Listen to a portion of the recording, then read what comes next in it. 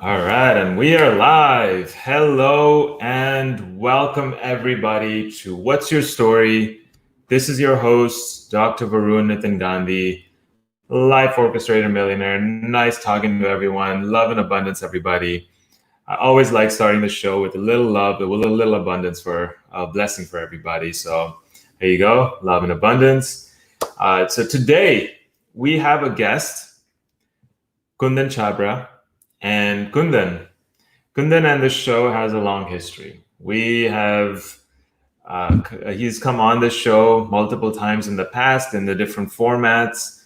Originally, I had him on. We did a one-on-one interview, found out more about his story, found out about where he was born, brought up, and how he faced racism early on in growing up in Myanmar or Burma. So we kind of went into the details of all of that. And then I brought him again on a separate topic, a different topic, and that was on the cultural appropriation of yoga, where I hosted a panel discussion amongst three people, and we talked about yoga appropriation and how it happens in America and in India. And then today we're going to talk about a third topic, slightly a little different from cultural appropriation, but it is also related to it. The topic is the psychological manipulation and how it perpetuates Hinduphobia. Now, this is an interesting topic, something that I've recently gotten into in the last few months or so. Again, I want to remind everyone that's joining in, please like this video, please hit the subscribe button. Make sure you share with somebody, put someone's name in there, comment someone's name in there. This way they get notification that there's something cool going on. We're talking about Hinduphobia. We're talking about how it's perpetuated through psychological techniques. And we're going to dive deeper into that with Kundan Chhabra. So I'm going to add Kundan Chhabra to the stream. Kundan, welcome to the show. How you doing today? Hello. Your video is off. Let me turn it back on.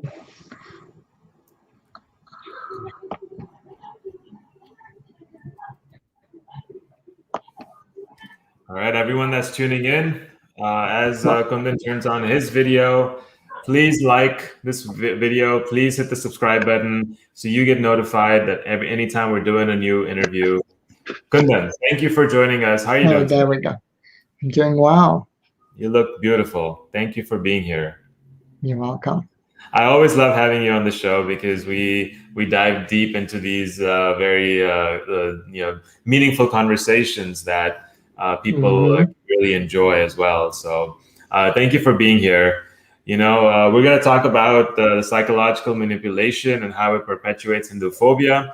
Before we dive deeper into that topic, I want to ask you, what's your story and how did you get involved in Hinduphobia? How did you get involved in talking about it and even learning more about it? Yeah, I grew up in Burma. It's now known as Myanmar, Mhm. which, uh, which, by the way, is in the middle of yet another military coup. It's been going on for 6 months, and they've been protesting every day. And now it's almost like a civil war because the government in exile has decided to also be funding armed resistance because the Mm, peaceful protest no longer works mm, and probably never worked. And that's a whole other topic we can get into as well, where uh, there's always an emphasis in like the colonizers to promote peaceful protests because they don't want us to really fight. Like they don't even tell us that, for example, Dr. Martin Luther King had a whole arsenal of guns that I didn't even know about until recently. Like you probably didn't know that either, right? I Like didn't know that that. he had a whole arsenal of guns. Wow. And so that's like an example, for example, of how I got into this, right? Like even that's already right there from my story. It's an example of the manipulation, right? Like, Mm. and specifically to India, like Gandhi is often promoted, but not Bhagat Singh, right? Why is that, right? Things like that. And so, anyways, I grew up in Burma, and because it was a military dictatorship, that in retrospect is was also Hinduphobic. They, when the dictatorship originally took power in 1962, they kicked out 100,000 Chinese people and 300,000 Indian people, Mm. mostly Hindus. There were like a few Buddhists and Muslims and Christians as well that they kicked out, but it was mostly Hindus that they kicked out. And then the remaining people who stayed there, they seized their businesses in a move that they called nationalization, Mm.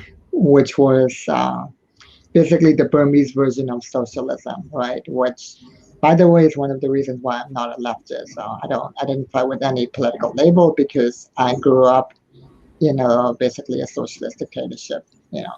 So so yeah, that meant that we were like between a rock and a hard place where we were we couldn't really stay in the country, and my parents, they raised us in a way that they had no intention of having us stay in Burma, right? They wanted us to study abroad, right?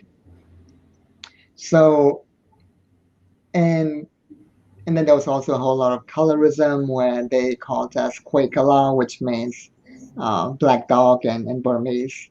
So, so it was like very kind of anti-black as well. And but like the marketing from the U.S. government at the time, there was like the U.S. Embassy Library and the British Embassy Library, right?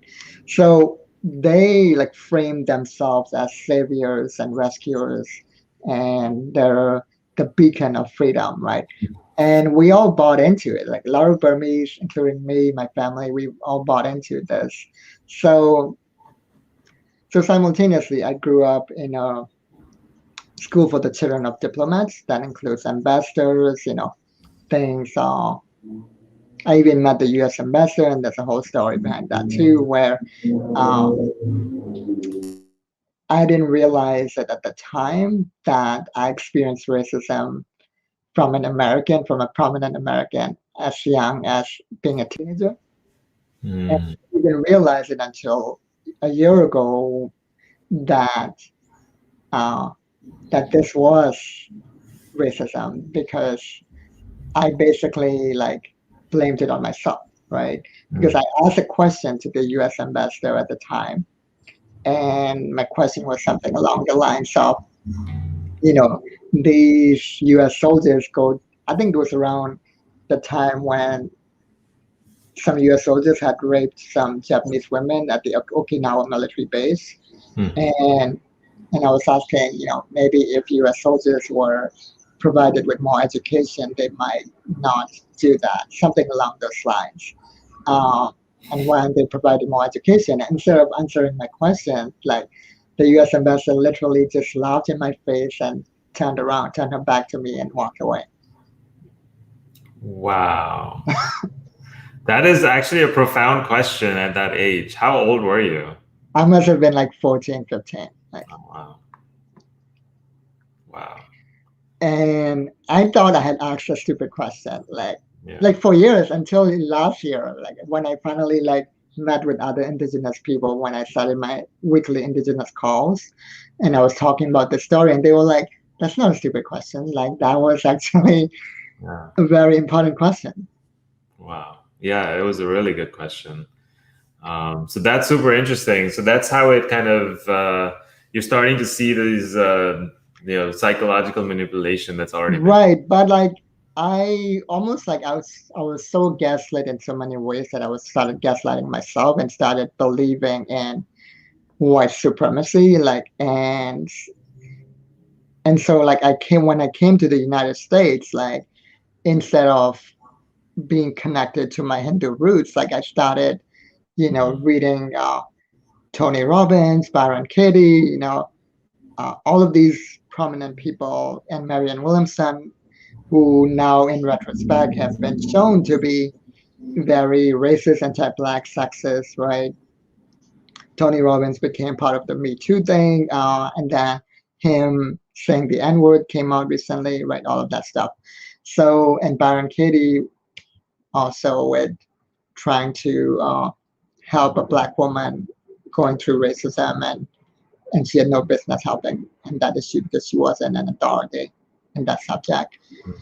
And yeah, and then Marion Williamson, I had a direct encounter with her on Facebook when I asked her also a simple question, right? Why she is allowing yoga appropriation, why she's taking part in a summit that is full of appropriation by white women, yoga colonizers. I didn't even say colonizers at that time. And instead of uh, responding peacefully, she started doing the typical victim blaming, reverse victimhood, all of these things we'll address later. And then it became this whole thread where there were a whole bunch of other black and brown people, especially women, uh, who who were also trying to educate her, and she just dug in her heels, right? And then she went on to like become to run for president and all that, right? And still, like, most people either don't know or pretend not to know, and they thought that was a good thing that she was running for president. It would have been a disaster if she actually became president, right? So I started saying, but at that time I really believed in all of this. I also became part of the Unity Church and experienced profound racism after sexual assault there, which again at that time I didn't even realize this was racism, right? Again, because of the manipulation, right? It took me years to dig that. So, but because I actually spent so much time in the trenches in this spiritual new age community, I really got to learn like the way they operate in the same way that having grown up in school for the children of diplomats, I got to see how people in power actually think in the same way. Like for me, it wasn't just that I read books by them. Like I knew them intimately. I sought them out and even interviewed them on my blog talk radio show, which is like a podcast at the time. Like I interviewed uh, the wife of Neil Donald Walsh, M. Clay. I interviewed, for example, Neil Donald Walsh is the author of the Conversations with God books, right? I interviewed Bob Burke, who wrote the Go Giver books, and then I got to meet people who got to be in the closest circle even more intimately than I was. I got to meet people who were who spent $20,000 in Bali with Mass and Kip, right? And got to see like the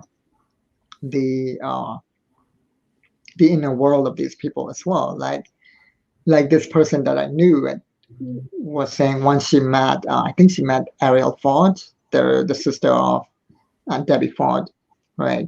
And Debbie Ford wrote the Dark Side of the Light Chasers, and Ariel Ford has something about soulmate thing that she does, and they had a conversation about Tony Robbins even at that time, and I remember she was telling me that Ariel Ford was like, "Oh, Tony's an a-hole," right?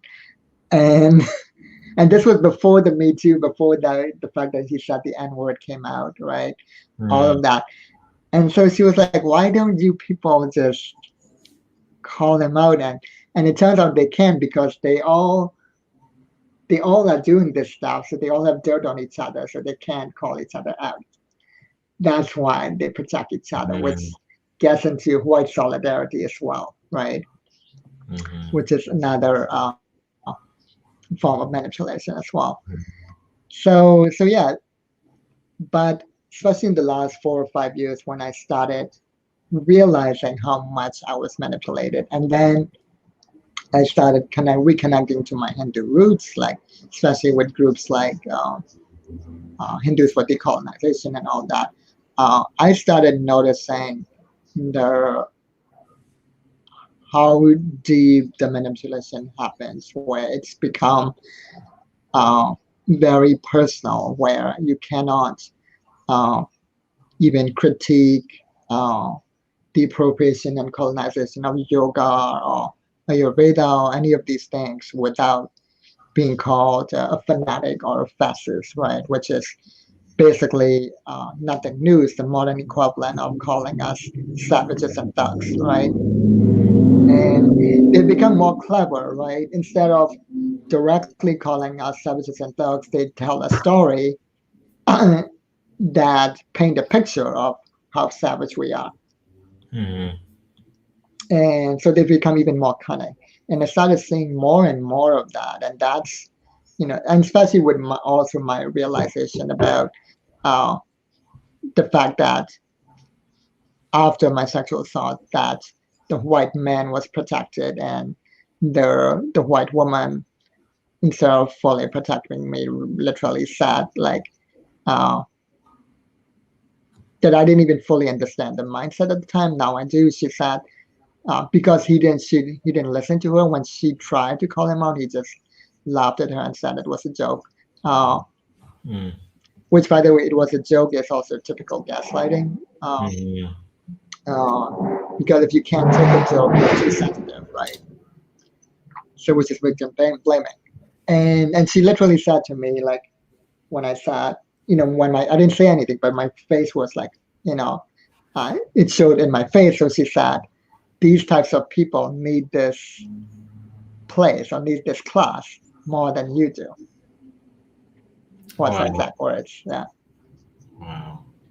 So basically, the bully, the perpetrator, the abuser needs this kind of thing more than victims, is basically what it is. Even taking out racism and all of that, right, uh, is wrong even on that level, right? But if you put into account the fact that I was a brown man or a brown person, I no longer identify as a man, by the which I should have told you before that my pronouns are they, them. So now I identify as non-binary, gender fluid instead of he, him. Uh, so it's like man and woman is one of my identities, but I also mostly identify as just fluid, or genderqueer.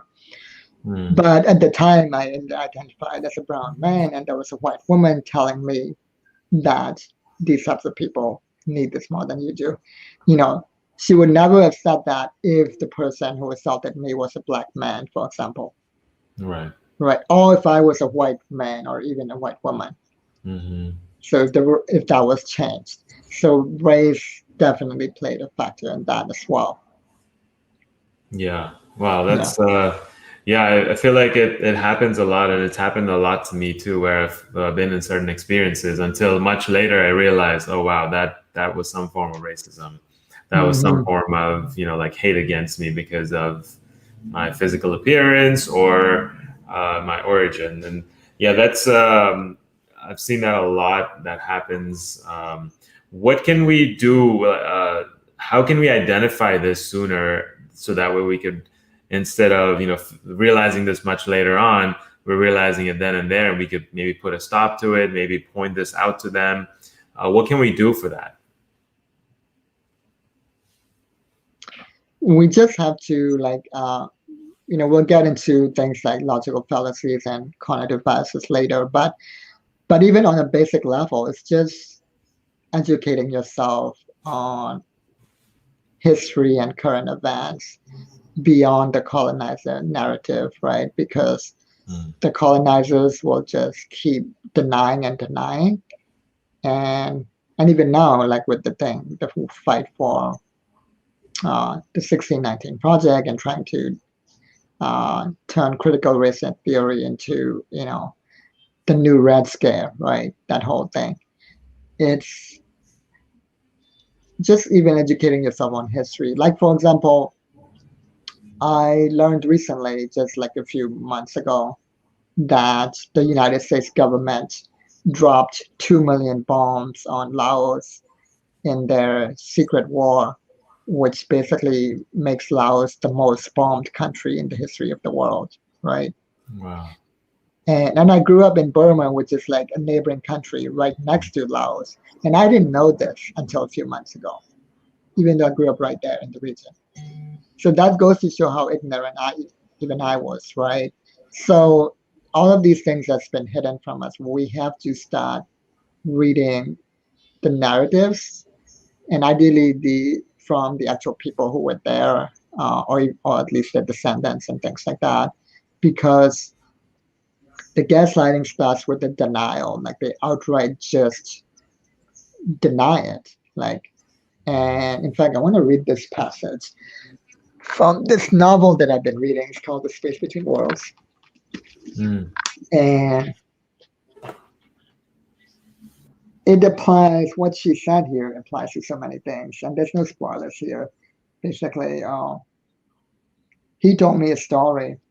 He said his grandfather's people came from a place across the ocean, a small country but resourceful. Once a larger country came in and massacred nearly everyone. But that wasn't the worst part. The worst part was that afterward, swords and sickles still drenched in innocent blood, they turned and said they'd done nothing. If the massacre was mentioned, they denied it, and no one was brave enough to argue. Nick Sr. said that was true power. Not to kill a man, but to kill a man in front of his family and force them to agree you did not. I asked him if his father was right, if that was true power. No, he said. It was just blood magic. Mm. Wow. Yeah. So this has been going on for so long. What the question that comes from that is, you mentioned, like, going back to the source and reading real life accounts. Where do we Mhm. find that? Because, like, a lot of our media is Mhm. completely biased. Now, where can you Mhm. find true accounts of what really happened? Yeah, it's difficult. Like even with recent things. Like a friend of mine was telling me how, like with the Tulsa massacre that white people did against this black city Hmm. in like 1920, you Hmm. know, they were lucky, not really lucky, but like it just so happens that uh, there was 100-year-old woman who was alive when that happened, and she testified in Congress as the only, like basically the only remaining survivor. So they can no longer lie or deny it, right? With that thing. Hmm. Uh, but I think even just studying general historical records can be eye-opening, right? Because one of the arguments that's given by colonizers is that, oh, it happened so long ago, or oh, we're not responsible for what our ancestors did, right? Yeah. But that's not true. This has happened in our lifetimes, and just a few generations ago. Just look at the independent states of all the formerly colonized countries, right? India is 1948, right? Hmm. Angola is like 1973, I think, uh, like basically in the 70s, right? Hmm. Angola and Africa. And then South Africa, apartheid didn't even end until 1994, right? Right. Hmm. And there's still an economic apartheid. They just replaced the political apartheid with an economic apartheid where white people still economically have more power. Hmm. And so if you look at how recent these are, like 1973 is like just like 60 years, 50 years ago. Yeah, not even That, 50. yeah, 1994 is like 27 years ago, right? Hmm. And and then Puerto Rico is still a colony. It's a U.S. territory, not even a state. So it's basically still a colony. Hawaii is a U.S. state, but they never like accepted the conquest, so it's still a colony. Basically, Hawaii never has got its independence, Hmm. and colonizers still continue to go, even though the indigenous people said stop coming because of COVID, and you're taking all our resources, but they don't listen. So it's still being colonized, right? So it's happening right now. It's not in the past. It happens just a few generations ago, and it's happening right now. Oh, and then Goa, which is like right off India, I think its independence date was like 1961, something like that. Mm. So,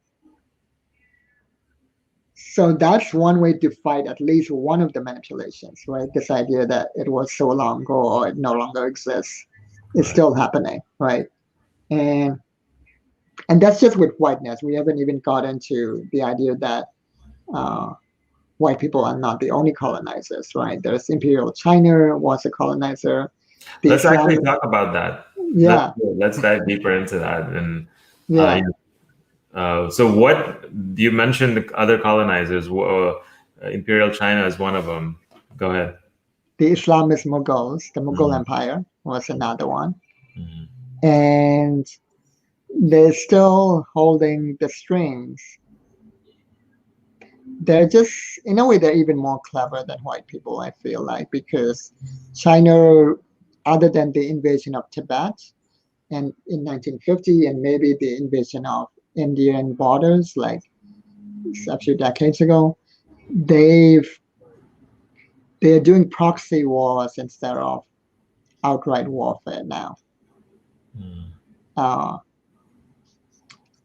Basically, like even the military coup in my country, China's orchestrating that, they're funding that, right? The CCP, even currently, the Chinese Communist Party. So it's not just Imperial China, it's still ongoing, right? Mhm. Mhm. Uh, Imperial Japan as well, but at least Japan kind of stopped uh, after the Second World War. They just focus on their own development for the most part. But China continues to do a form of neo-colonization, like in African countries. They're going into these countries uh, and using the economic power to build colony cities inside African countries uh, with their own laws independent of the host country. Mm. That's what they're trying to do. Wow. By the way, Europe is trying to do that as well with African countries. And they're proposing that. Uh, and yeah, it's like a proxy thing. And with the Islamic Mughals, their descendants, which is right now mainly Saudi Arabia and Dubai, right? Mhm. Dubai is basically a slave state, as you know. Mhm. And when 90% of the population isn't even the actual Yeah. people, they're immigrants who are basically, they're like indentured servitude, right? Mhm. They were almost like tricked into going there, and now in order to even pay back the trip and things like that, uh, pay back the rent, they have to work there like Mhm. almost like forever. Yeah. Yeah, it's in terrible conditions. I mean, they Yeah, have yeah, 10 people are stuck in a small room. Yeah, hmm, it's in horrible, horrible conditions that they're stuck in. right. And I was actually born and brought up in Dubai. Hmm, And so I've been part of that life, and I've hmm, seen, people living in these close quarters. My dad was actually one of them who went over from India because there were hmm, better job prospects. Uh, hmm, and so he did get a much better job in Dubai, and we were there for about 15 years, and hmm. then I finally moved to the second colonizer, America, Yeah, the original colonizer. yeah, yeah. And um, then Saudi Arabia, with its billions of dollars, is yeah. funding, Hinduphobia in India via Bollywood, for example. Like Bollywood is very Hinduphobic because it's funded by Saudi Arabia, Mm. right? And and they've done brazen things recently, like the killing of U.S. citizen Kamal Khashoggi, right? Right at the Turkish embassy, like in Mm. broad daylight, right? Right. Yeah. Inside the Saudi Arabian embassy in Turkey, really. Like, Yeah. and when he was trying to get I think he was trying to get marriage permits for his new girlfriend or something like that, and Mm. and they took that as an opportunity to send like 15 people to kill one man. And then Wow. they cut off his limbs, they cut off his head so that it could be easier to put in body bags, to take it out. Jesus. Wow. The lengths they go. Um, So we talked about Yeah. Mughals coming into India, and Hmm. can we dive deeper into that and how that is still ongoing? Also, you mentioned Bollywood, so let's talk about specific examples within certain movies or certain things that you've seen that portray this Hinduphobia. I think you know that better than I do. I think you gave this one example of uh, what is that song, the Bum Bum Bole, right? In the Yeah, previous yeah, episode, you were mentioning.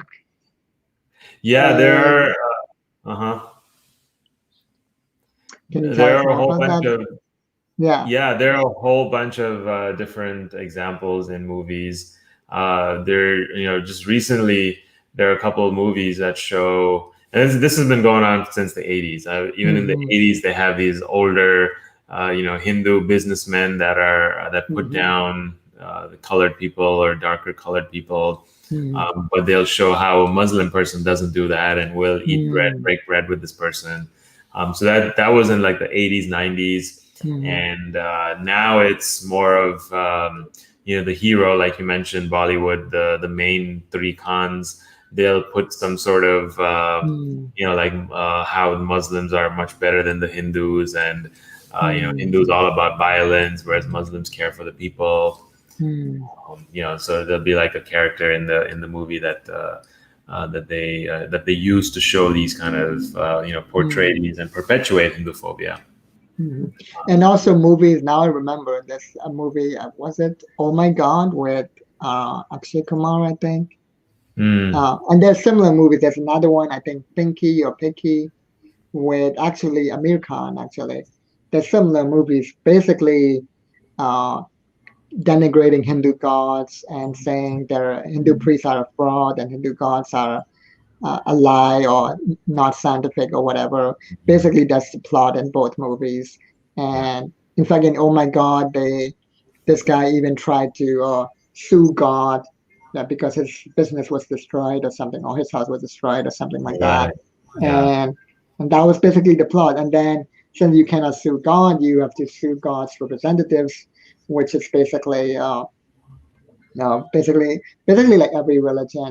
At least in that movie, it was a little bit fair because he was also suing the Christian priests and the Muslim priests and the Hindu priests because he just didn't believe in religion in general. But that itself is a colonizer narrative where just because you're anti-Christian, right, uh, doesn't mean that every like religion in the world is the same type of oppressive force, right? Where this conflating of being anti-Christian with anti-religion, including indigenous religions, that's what happened in that movie, Mhm. right? And I wouldn't be surprised if that movie was funded by both the European colonizers and the Islamic colonizers as well.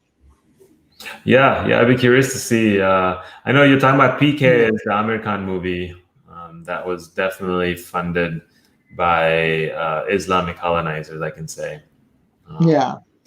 right? Um, Hmm. and so, and then what role does media play in this, especially Western media? Because they have a particular influence on, now this is the psychological manipulation and the stories that are being created in Hmm. like for example, institutions, academic institutions. So what role does Western media play in this? Yeah. I want to give a more simple example that's like easy to point out, that's less controversial. In fact, this can even have a segue into, the manipulation tactics like Mm. uh, the logical fallacies and their cognitive biases, right? So one big logical fallacy is known as moving the goalposts, right? So before we get into the Hindu aspect, I want to give a more general example, which is the Pfizer vaccine has recently been FDA approved, right? Mhm. Now, an example of moving the goalposts is that before it was FDA approved, the anti-vax people were like, "Oh, it's dangerous because it's not even FDA approved. There's only emergency use authorization." Right? And meanwhile, they discount the fact that their over-the-counter vitamins that they take daily are also not FDA approved, and they don't even find out what's in them either. Uh, but now that it is FDA approved, they've moved the goalposts and they're like, oh, do you know what's also FDA approved? Cigarettes and alcohol and aspartame. And I'm like, okay. So you never really cared about FDA approval. That's it goes to show you just moved the goalposts now, which goes to Mhm. show you never cared about it. So that's what I mean by moving the goalposts, right? Okay. So an example of that in Hinduism that happens recently in recent years, including this year, is Rakhi, right, which I'm wearing too right now. The Raksha Bandhan tradition of uh, of Mhm. people wearing Rakhi around another person, siblings putting Rakhi another on each other, and the narrative is that the sister puts it around the brother, right, Mhm. and then and then I'll get into the regional differences later, right? So the main narrative has been that the sister puts it around the brother, and the reasoning in the media has been that it's the brother protecting the sister, right? Mhm. So there's been accusations of that being patriarchal or anti-feminist because women are not weak. Why do they need protection? Right? Right. That Mm. was the narrative. So when it was proven and debunked that actually it's the sister protecting the brother, they've actually moved the goalposts and they're still like, that's patriarchal also because when the men protecting the women should be protected. Like one, you can win. Damned if you do, damned if you don't. Right? That's Right. an example of powerful manipulation. It's moving the goalposts.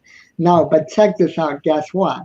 Like brothers also put Rakhi around their sisters. Sisters put it around each other. We even put it around dogs and cats and trees and cows. Like there are regional differences. Like every single thing that they've said they wanted to happen has already happened. Mhm. Yeah. I've put a Rocky on my house too when we just bought a new one. We put a Right. Rocky on the main doors, the handle Mm-hmm. section. So yeah, I completely see that. We've done it in different formats. We just don't Mm-hmm. call it tying a Rocky, right? We've Mm-hmm. we've done this, but during that one particular time of the year when we celebrate Raksha Bandhan, now we say, okay, we have to formally tie a Rocky and all that. Mm-hmm. Um, Yeah, that's a really good. So moving the goalpost is one. What Mm-hmm. are the other forms of manipulation? Um, the false binaries is a big one. That's something all colonizers use. The false binary of being either good or evil, perfect or flawed, and this goes even beyond Hinduism, where Black and Brown and Indigenous people in general were not allowed to be flawed, were not allowed to be imperfect, right? Where the moment we make even a little bit of a mistake, we're automatically labeled evil. Meanwhile, a white man can go, shoot up a whole church, and the cops will feed him a burger, which really happens, right? Uh, they will also ask him if you're okay, are you okay, and give him some water, which actually happened to Carl Rittenhouse. Like after he shot up people, he was offered water by the cops. Uh, so it's and then they're told that they're mentally ill, that maybe, and they're always given leniency, right? Whereas in reality, with all of the oppression we face, we're actually likely to be more mentally ill, and we're, you know, likely to, Hmm. if that was the reason, we're more likely to shoot up entire populations, but we don't, right? The Right. number one terrorism in the United States is white terrorism, right? Hmm. And so it's the opposite, where the good evil not only is a boundary, it's skewed towards people in power, towards colonizers, where with the colonizers it's reversed, where no matter what they do, it's regarded as perfect. They can never be evil, right? But conversely, the moment you accuse them of even a little bit of a mistake, they start thinking you've called them completely evil. And that's when they start being hugely defensive. Like like the moment you call them race what they did as racist, they automatically think, oh, you're calling them the KKK or Hitler or whatever. When in reality, good people can do racist things as well on a different scale. It doesn't have to be on the same scale, but they imagine it on that scale.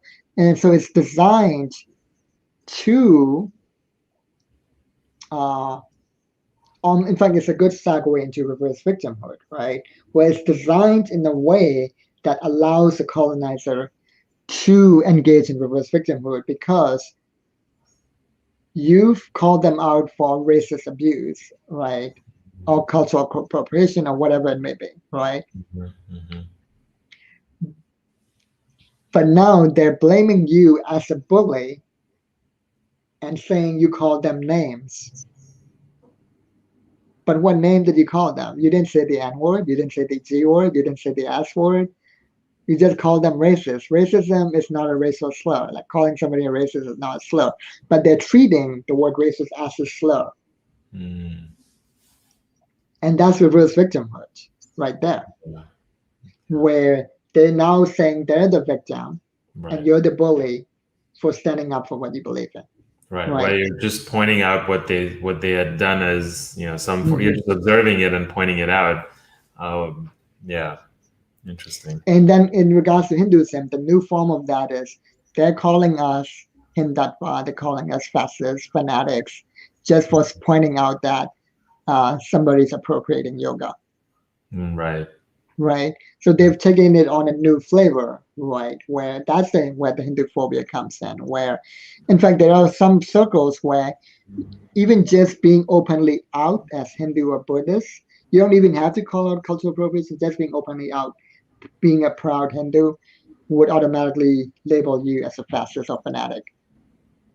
Oh, wow. That's the extent it's gone. Yeah. Yeah. I remember just recently there was the Indian Olympian who won the gold medal in javelin. When there was a Mm, lot of, so he's a young male, and now when there was a lot of people who found out, especially women, the liberal women who found out that he is a Sanghi, meaning is proudly standing up for his Hindu roots. They majorly dismissed him, and they were basically making mm, fun of him, like, oh, if he wasn't a Sanghi, then we'd whatever, you can put your imagination to it. That's what the girls were talking about. But because they discriminated against him because he was proud of his Hindu roots, mm-hmm. essentially turned Yeah. out by him. Mm-hmm.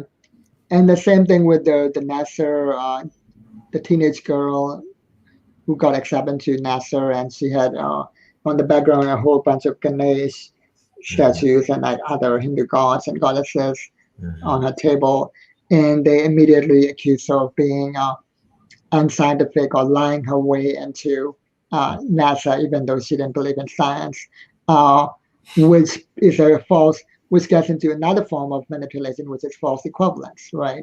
Where the idea that being Hindu automatically makes you unscientific. Mm.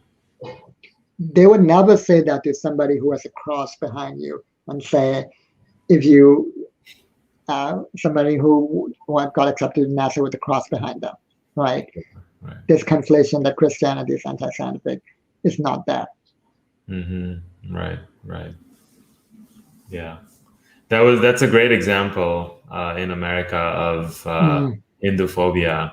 Mm-hmm. And I want to bring this up because someone had mentioned, so phobia, the definition of phobia is where it's an irrational fear of whatever the thing is, right? It's an Mm-hmm. irrational fear. Now I'm wondering, is this Hindu phobia or is this anti-Hindu? Yeah, that's always up for debate, right? I personally don't like the term phobia, even for other things like homophobia or queerphobia, because it implies a fear of something, right? Technically, if you look Right. at the direct translation, Yeah. which actually feeds into the reverse victimhood because If they fear us, there must be a reason to fear us. Are we Right. scary? Right? Hmm. Right. So there is a different term that's sometimes used for all of this, not just Hinduphobia, which is uh, queer messier, fat messier, Hindu messier, uh, homo messier. And especially in regards to fat phobia, the people use the term fat messier instead because messier basically means, I think it means hate. So that is more accurate. It is total hate, Hate. total irrational hate of Hinduism. So I do prefer the alternative term Hindu messier, uh, but I understand what they mean when they say Hinduphobia. It really doesn't mean fear. It means the hate. It means they hate us. Yeah. Yeah. I completely agree with that. I think that's it's total hate against the Hindus and whoever's practicing. Like just the other day, they were having this dismantling Hindutva conference. I'm sure you saw some flyers about that. Oh Did you? yeah, yeah. I saw that. Yeah. Hmm. Yeah. I mean, it's everywhere, and these are Western institutions, colleges, about 40 or so different colleges from America, top level colleges like Yale and UIUC was on that list, University of Illinois Urbana-Champaign. These are some big names in engineering, Hmm. in college level. So, yeah, I mean, I think it's crazy how there's a lot of support and what are your thoughts on that kind of conference?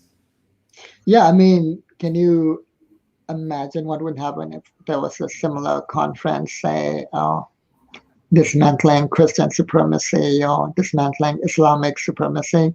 especially dismantling Islamic supremacy, right? The white liberals and the South Asian liberals would be up in arms. They would be tweeting and writing letters to Congress, and they wouldn't accept it at all, right? Hmm. So that just goes to show it goes back to the reverse victimhood that I keep mentioning, right? Where the irony is that Hindus and Hinduism, like if you go to hindugenocide.com or .org, there's a whole long list of uh, Hindus experiencing genocide after genocide by the three colonizers that I mentioned, right?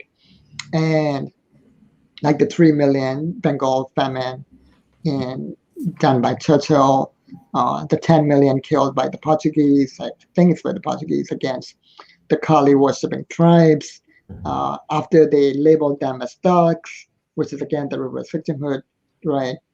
And the irony is they've painted the narrative of the colonized and the victimized as the violent fanatic bullies, right?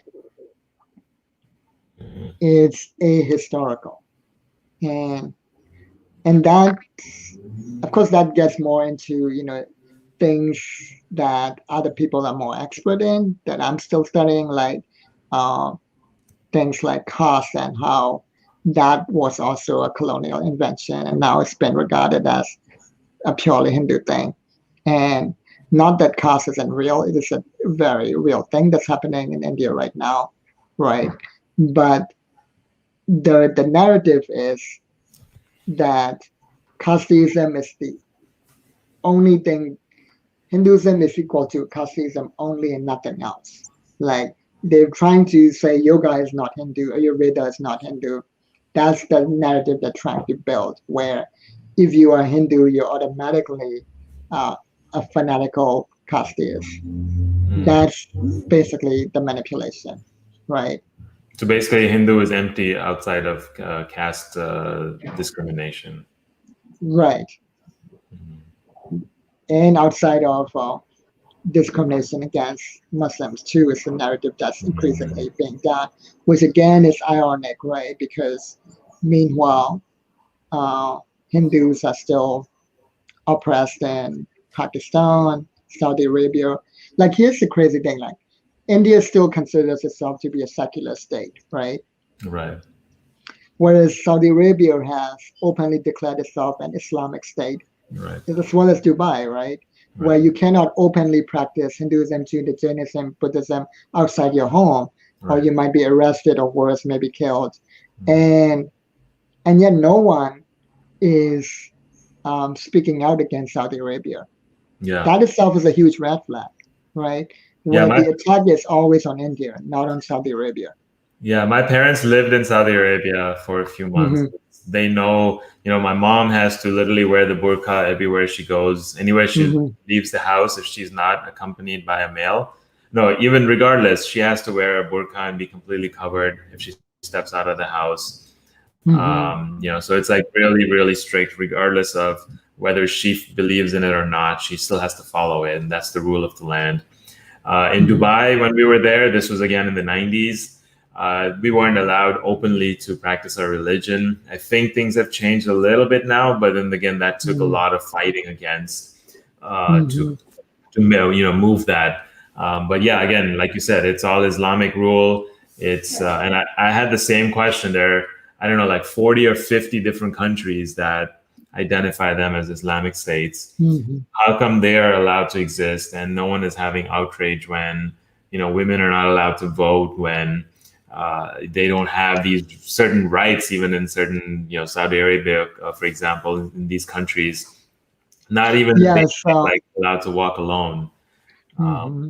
Whereas India, where you can go in there, practice whatever you believe, and still, be successful and still live a happy life. And they're Hmm. called anti-secular, they're called anti-Muslim, they're called anti all these Hmm. things. It's a very interesting narrative. So check this out. Do you know why my country became a dictatorship? Why? So before 1962, we had a democratically elected government, right?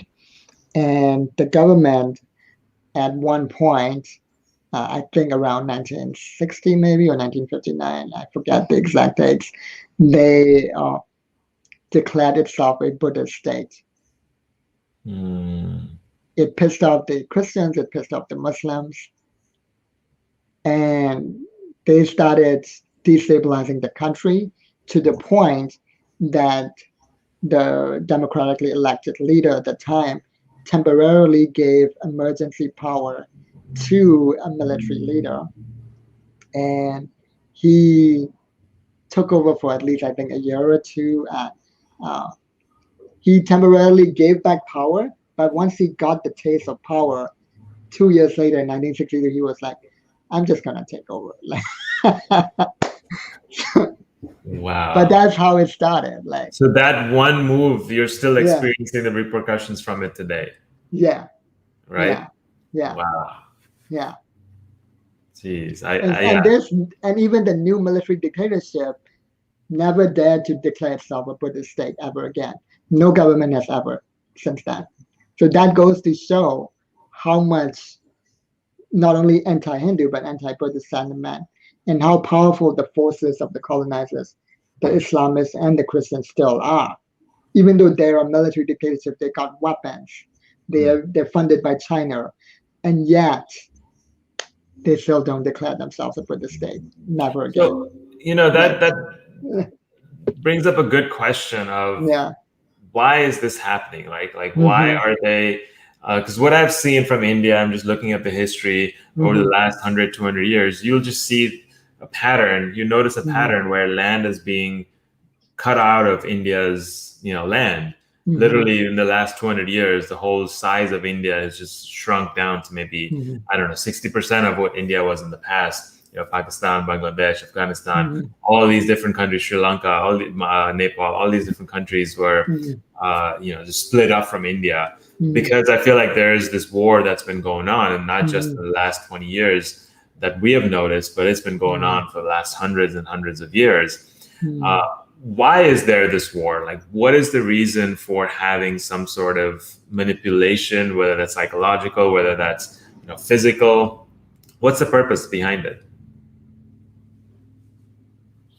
I think they just simply don't want to give up power, like real power. It's basically what it is, because you have to use manipulation to keep the power. Like, one of my statements that I've made recently to show this is that conquest is easy, but operations management is difficult. Mm. and and because it's difficult, you have to use narrative warfare because it's just too expensive resource wise to keep killing people, Yeah. right?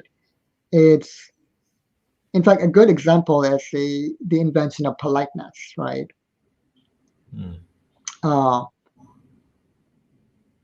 you know how it started? No. So so in pre-colonial cultures, we don't have phrases for politeness. Like we don't have words for please and thank you. Like uh, even in India, there are some regions where it's actually rude to say thank you, like because it's just understood that we'll help each other and love each other. It's a cycle, and in indigenous, native indigenous cultures, that a friend of mine who I think is Ashinabi, I can't even pronounce it, but she was saying how there is there's no word for thank you. Like the closest is I have enough is the thing, Mhm. right? Now in post-colonial languages like in Burmese, for example, right? That if you look at the direct translation for the word thank you, it literally means your humble servant repays that debt to you. Mm. So it's polite to the point of submissiveness, right? So the question is why? Why is it not only why is politeness so submissive? Why does it have such submissive overtones?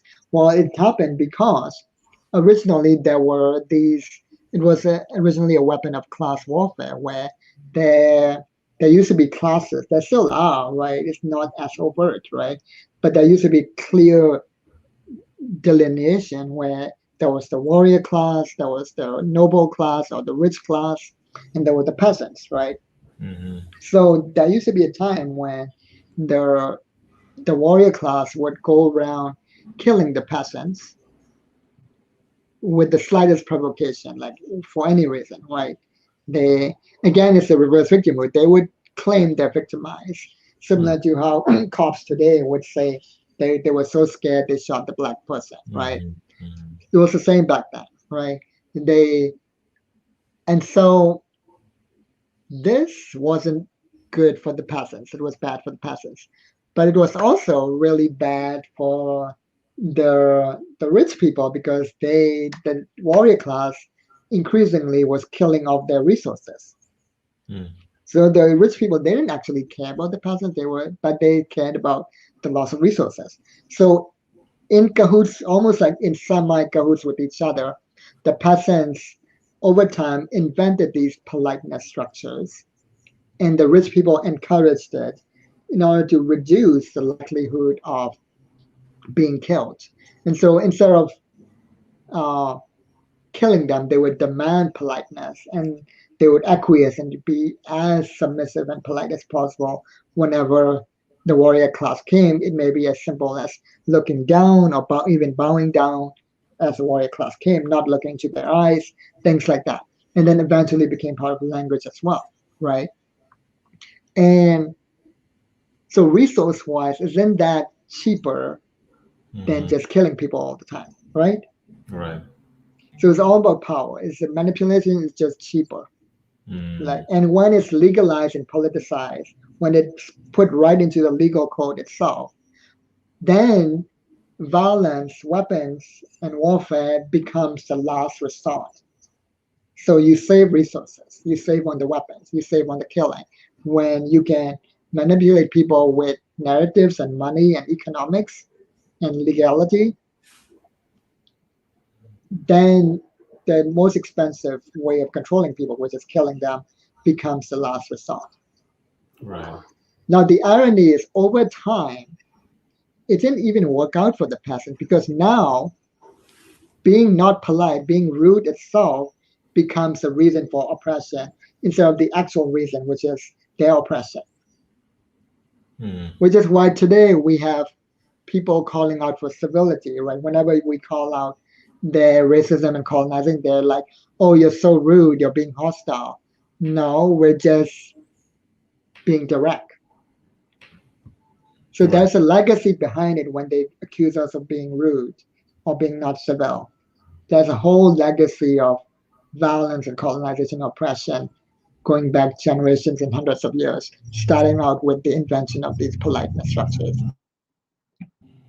That's super interesting. I Yeah. didn't know that about the politeness and how that originated. Mm-hmm.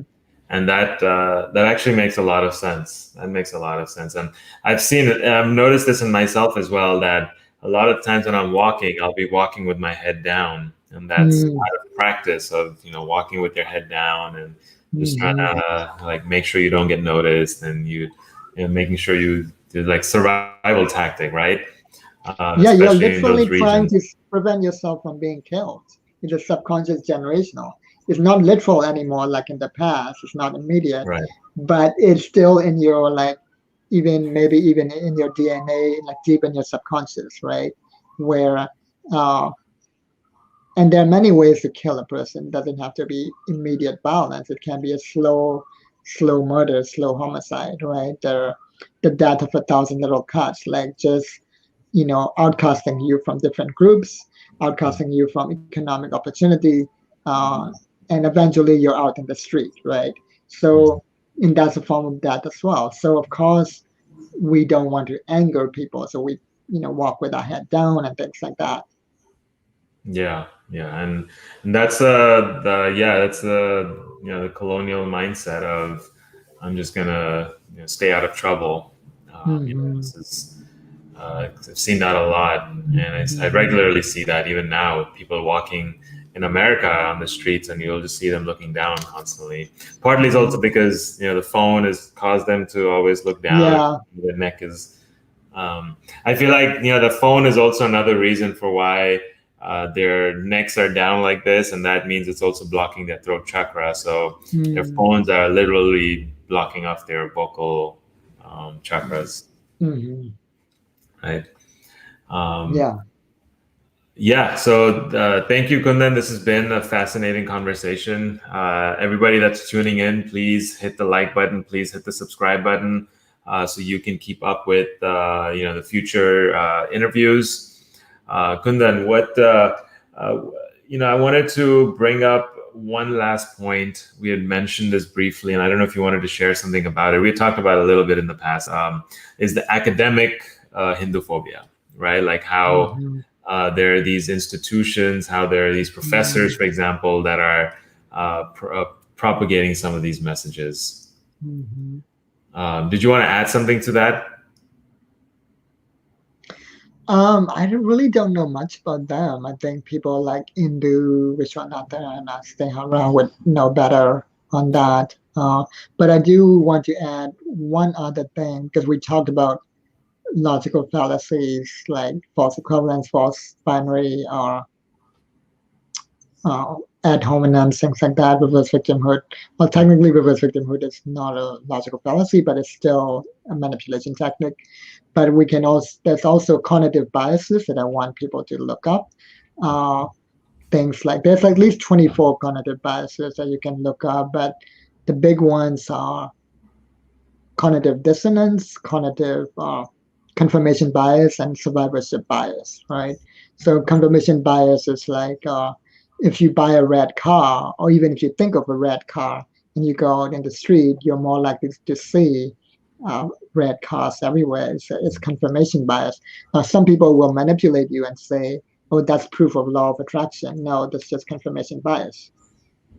So that's an example of how that's manipulated. Then there's survivorship bias, which is uh, people will say, "Oh, this is how I was successful," right? But you survived. Like Mm-hmm. so, you're a survivor. So you have a survivor's bias. That doesn't mean it might work for me, especially if you are in the oppressor or colonizer class, or if you're a white man, if you're straight, if you yeah, if you have all of these, things, because that you not only have privilege, that privilege is literally a form of capital called racial capital, because there are places in China, for example, where you can make 5 or 6 figures just for being a white man in a suit. Literally, like you just sit there and wear a suit, and as long as you're pale skin and you're a man, uh, you get paid because that apparently gives you credibility, gives the company credibility because there's a white man sitting there. That's how strong white supremacy is. That just the presence of a white man gives the company deal or the meeting more credibility when they're trying to strike a high stakes deal. Right. Yeah. Yeah. I've seen that a lot. Even in India, you can see that, you'll hear how the Indians especially put the white man up on a pedestal. A lot of people are Yeah, trying like to, Bollywood actors are all light skinned and fair and yeah, lovely is $1 billion industry, right? yeah, All of that contributes to survivorship bias, and you have to like learn to read between the lines. Like that might be the last thing I might say. Just learn about these logical fallacies and cognitive biases, and learn the historical facts from the sources, and learn how to read between the lines uh, about what biases are in those things that you read or watch, even when things are like completely factual, right? Like, for example, a good example is Brock Turner, uh, the Stanford student that raped the Asian woman mm, back in 2016, right? The Stanford rapist. mhm, And but every newspaper report never called him a rapist. They called him a star Stanford swimmer. Whereas the woman he raped was just Emily Doe, partly because they had to give her privacy, but it totally erased her story and made it about the Stanford star swimmer who is about to lose his career or his life or his history or whatever, his future. And when in reality, again, that's the reverse victimhood and the victim blaming. The story should have been about the person he raped, right? yeah, Not the rapist. right, And that's why she took back her story when she came out with her real name. She came out with a book, and it's called Know My Name for that reason by Chanel Miller, and she came out with it in 2019, right?